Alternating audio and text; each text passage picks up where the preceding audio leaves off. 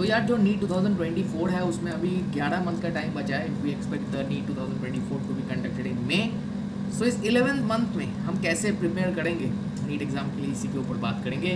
और by the way मैं हूँ Devankur Chakraborty and this my YouTube channel, और यहाँ पे तुम सारे वीडियोस को जाकर चेकआउट कर सकते हो। अगर हेल्पफुल लगता है तो do consider subscribing. And currently I am a 3rd year medical student at RG government medical college Kolkata.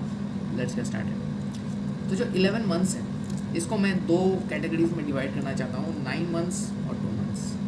And मुझे यहाँ पे लगता है कि अगर तुमको नीट एग्ज़ाम क्रैक करना है तो 2 मंथ तुमको कम से कम रिवीजन के लिए रखना पड़ेगा। 2 months I am considering it for revision, probably March और अप्रैल, ठीक है। और रिमेनिंग 9 मंथ्स पे हम सिलेबस को कंप्लीट करेंगे। मतलब सिलेबस तो ऑब्वियसली तुम्हारा एक सॉर्ट ऑफ तुम्हारे पास एक बोर्ड लेवल का प्रिपरेशन है, बट उसको हम नीट लेवल तक ले जाएंगे इस 9 मंथ्स में। कैसे, चलो देखते हैं।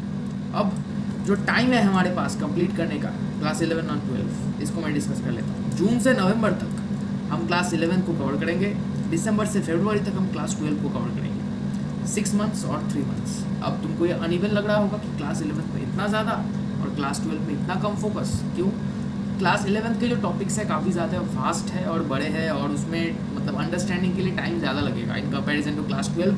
Topics are relatively easier, smaller, और तुम इसको आसानी से कर भी लोगे। फॉर एग्जाम्पल तुम कंसिडर करो कि क्लास 12 के लास्ट वाले चैप्टर्स फिजिक्स में जो मतलब एटम्स वो सब, न्यूक्ली वो सब जो है, ये तो तुम आराम से कंप्लीट कर लोगे। सिंपल फार्मूला बेस्ड क्वेश्चन पूछे जाते हैं, तो उसमें ज़्यादा प्रॉब्लम नहीं होगा in comparison to the mechanics part of class 11, उसमें तो टाइम लगेगा, ठीक है। तो ऐसे हो जाएगा। काफ़ी सारे जो लीडिंग कोचिंग इंस्टीट्यूट्स हैं उनका भी एक ऐसा ही रहता है, 6 मंथ 3 मंथ्स।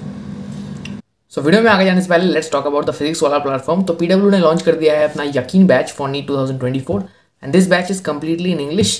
तो यहाँ पे तुमको लाइव क्लासेस प्रोवाइड किए जाएंगे, तो अपना जो लर्निंग है, कॉन्सेप्ट बिल्डिंग तुम इस लाइव क्लासेस से कर सकते हो। और इनकेस तुम कोई क्लास मिस कर जाओ तो इनके रिकॉर्डेड वीडियोस भी देख सकते हो। मतलब जो लाइव क्लास होंगे उसी का रिकॉर्डिंग तुमको बाद में मिल जाएगा। इसके बाद जो तुम्हारे फैकल्टीज होंगे they are the best faculties from the country.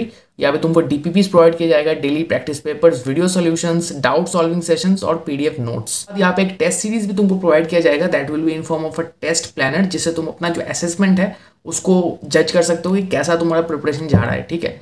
तो ये तुम्हारे लिए काफ़ी ज़्यादा बेनिफिशियल है। इसके बाद तुम्हें मेंटरशिप मिलेगा बाई थाउजेंड्स ऑफ डॉक्टर्स, फिर स्टूडेंट पेरेंट डैशबोर्ड और टेस्ट एनालिसिस, ऐसे फीचर्स भी तुमको इस बैच में मिल जाएंगे। और इस बैच का जो प्राइस है दैट्स नॉट 4700, इट्स 4200। तो आई थिंक यार नीट के लिए इट्स वेरी अफोर्डेबल। तो यार अगर तुम इस बैच को ज्वाइन करते हो तो तुमको नीट 2023 के यकीन 1 to 3 और नीट 2024 के यकीन 1, इन बैचेस के भी फीचर्स इस सेम बैच में मिल जाएंगे। तो यहाँ पे तुम्हारे पास 5 बैच एक बैच में आ जाता है। सो यार if you are interested in joining there is a link in the description, और यहाँ पे तुम अगर मेरा कोड DC150 यूज़ करते हो तो तुमको 150 रुपीज़ का ऑफ मिल जाएगा। इसके अलावा पीडब्ल्यू ने लॉन्च कर दिया है NEET 36 years papers for physics, chemistry, biology. इसमें तुमको चैप्टर वाइज और topic wise previous year question मिल जाएंगे।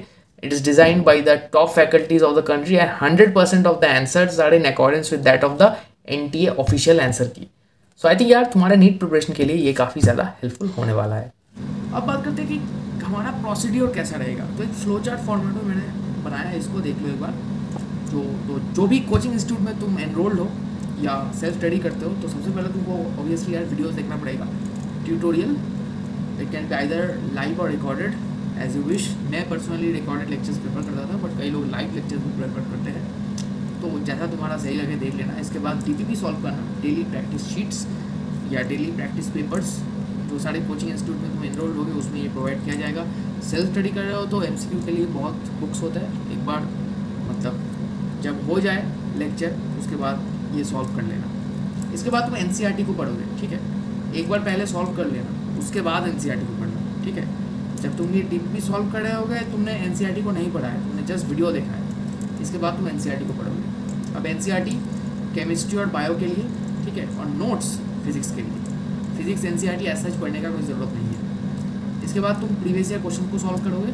अब मैंने बताया है कि प्रीवियस ईयर क्वेश्चन क्यों इंपॉर्टेंट है, इससे तुम्हें पता चल जाएगा कि कौन सा पोर्शन इंपॉर्टेंट है, कहाँ से क्वेश्चन आने का प्रोबेबिलिटी ज़्यादा है, तो अकॉर्डिंगली तुम पढ़ सकते हो। और इसके बाद तुम रीड करोगे वही नोट्स या NCERT, फिर तुम MCQ को सॉल्व करोगे from any question bank, any book that you follow.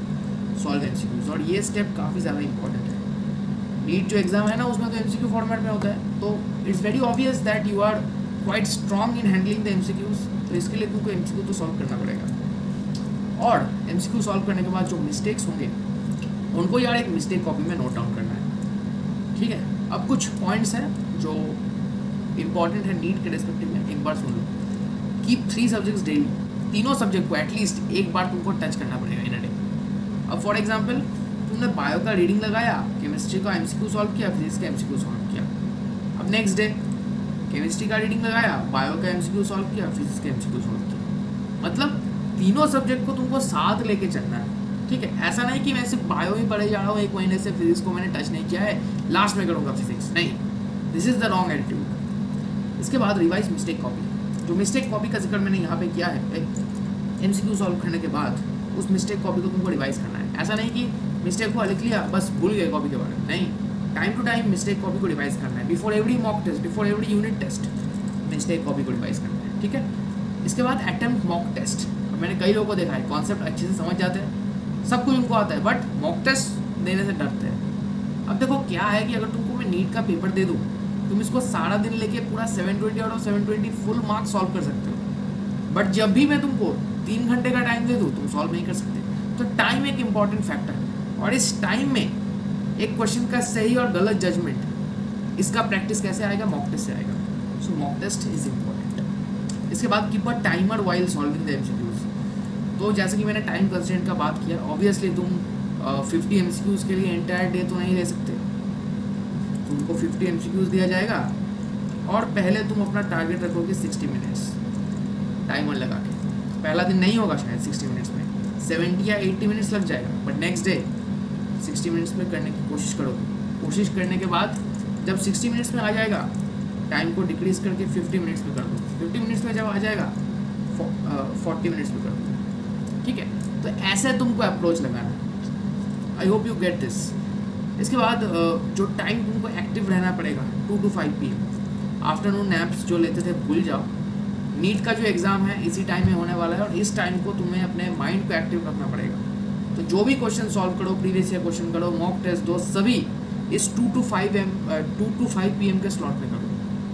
तो अगर इन पॉइंट्स को तुम दिमाग में रहते हो तो आई थिंक यार you will be able to crack NEET 2024 with flying colours. तो आज के लिए बस यही तक, मिलता है बहुत जल्दी अगले वीडियो में। Best of luck, good bye.